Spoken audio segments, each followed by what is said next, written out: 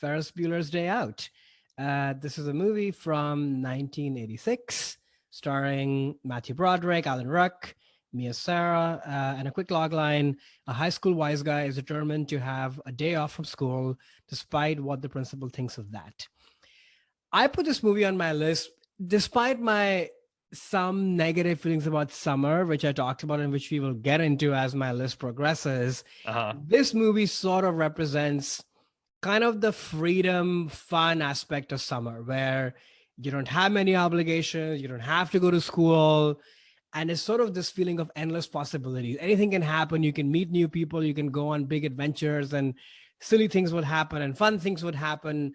It's also a great friendship movie. And I associate friendship a lot with summer because that's the time where you get to hang out with your friends a little bit more off the leash because you're sort of out and about, entire day has passed where you've just been with your friends and then you're coming back home to see your parents. So I remember those days from my summer and sort of growing up. So that's what this movie represents to me. But as a movie, like I think this is one of John Hughes's best. It's so sharp and entertaining and funny, and it has some grounding to it. Like these people feel like real people, that they're not just caricatures. And that's sometimes what I feel like John Hughes movies can get into. Like the movie we just talked about, Great Outdoors, like everybody's an archetype in a way, versus this movie, all three main characters, they feel like real people. You're invested in them, in their journey.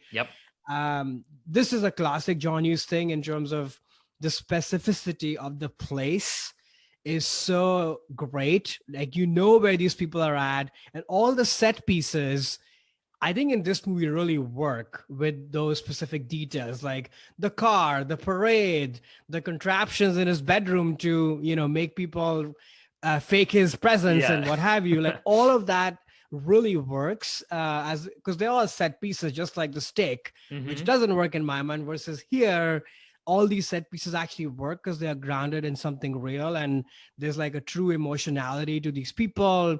There's something poignant about how the movie develops and what people learn and who's actually with whom. I won't spoil the movie for anybody who hasn't seen it because it's kind of becomes a bit of a triangle of sorts as the movie progresses. So I don't know. I've always enjoyed this movie. I've watched it a few times.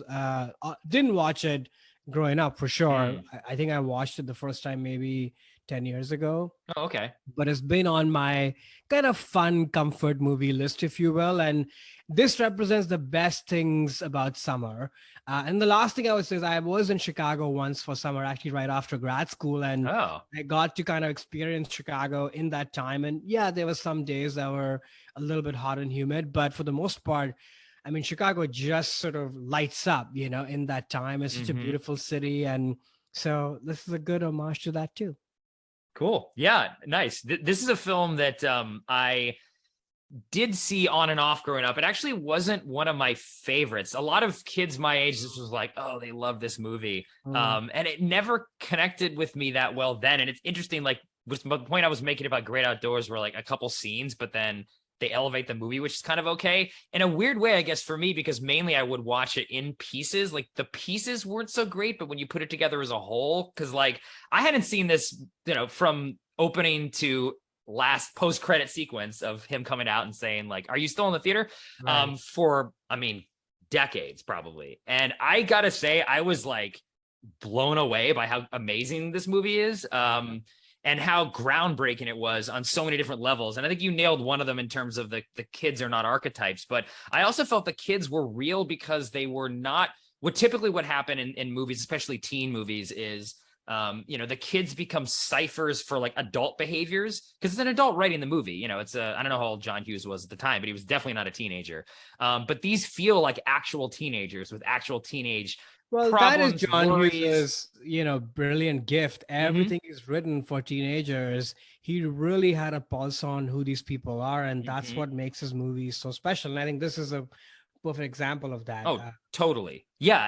And the way that this movie too, which came out, you're saying like 85, 86, something like that, right? Yeah, 86. 86, yeah. So mid 80s. And I really do think this film, when I was watching, especially this time, is the seed of the entire like 90s teen television shows, movies, yeah. where the kid is the main character, the adults represent authority, and the kid is fighting against his authority and wins in the end. Like, the adults in this movie are a total joke. Jeffrey Jones, incredible performance. So good. But the movie like constantly like, makes fun of him, has him getting hurt, and the kids end up winning, which is something that was a rarity when this movie came out. And then you turn to the 90s, every single movie is about kids, kicking adults in the balls, and like they win, like, oh, they're skipping school and they never get caught.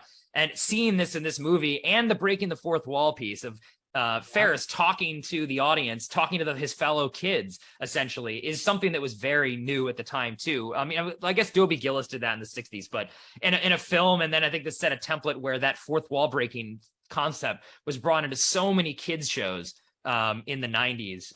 Like Clarissa Explains It All is one example of a show that I watched that never would have been conceived of if it had not been for this movie.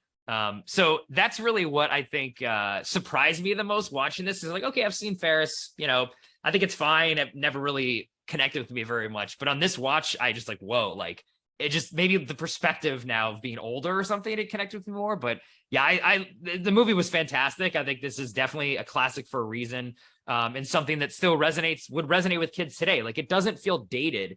It feels timeless. No, it feels so fresh. So timeless and fresh. And due to the performances, I mean, Matthew Broderick's amazing. Like I said, Jeffrey Jones is great. Charlie Sheen is great. Jennifer Grey. Like, it's just across the board great. So if any folks haven't seen this out there yet, definitely watch it. It does feel like it was made yesterday. In the best possible way. But yeah, I think you're right about the summer too, the feeling of hanging out with your friends, not being in school, being kind of on your own. There's a little bit of that freedom that Ferris is obviously feeling because he's skipping school. Then in the summer, unless you're in a camp or a summer school or some kind of program, which I never did as a kid, I was never in a camp or anything like that, that I definitely felt in the summer too, that sense of, oh, there's no teachers around to tell me what to do anymore. This is great. I'm going to hang out with my friends. Right. Exactly. And I don't know, maybe I took a note from this movie, or maybe I just had this in me for a while, but I highly recommend, in life, taking a day when you can for personal care.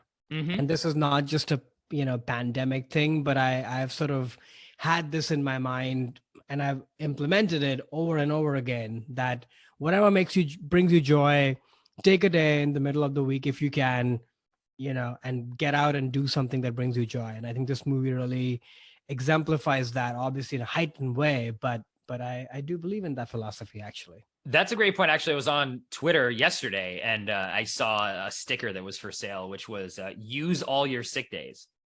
And that was a concept I never really thought of it, because in California, where both of us live, or at least in the companies that I've worked at, your sick days expire every year. So you get maybe 2 weeks of sick time. If you don't use it, you just get 2 weeks again next year. And it's like, that's, state mandated days where you can just not be at work, and it doesn't have to be sick, is sort of the point, I think, of what that sticker was trying to say. Use that time for your own, just personal kind of unplugging, just take a walk, go to the, the beach. I mean, maybe you wouldn't want to go to the beach, Karan, but I would go to the beach. But yeah, no, that's a great message of this movie in a way. It's like, bunk off, don't, take off every so often. Life is short, take your sick days, even if you're not sick, because that's, it leads to a better life. And it definitely, I think, improved for sure, Ferris's life, but especially Cameron, his friend. I think he made a lot of big life realizations by not just being stuck in that constant, okay, you just go to school, you go to class, you don't really take a step back and think about, no, I want to, take more control over my life. And he never would have done that if he had stayed in school. So skip school, kids. Gosh, no. Do not listen to Alex. Stay out of school. That is a lesson of this film. No.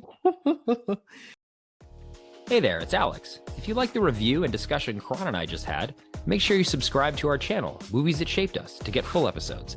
Every other Wednesday, Karan and I cover a topic around important people, places, events, and moments in our lives, and then explore it through 3 of our favorite movies. Subscribe right now, or follow our podcast on Spotify or Apple Podcasts via the link in the description below. Hope you join us for the journey.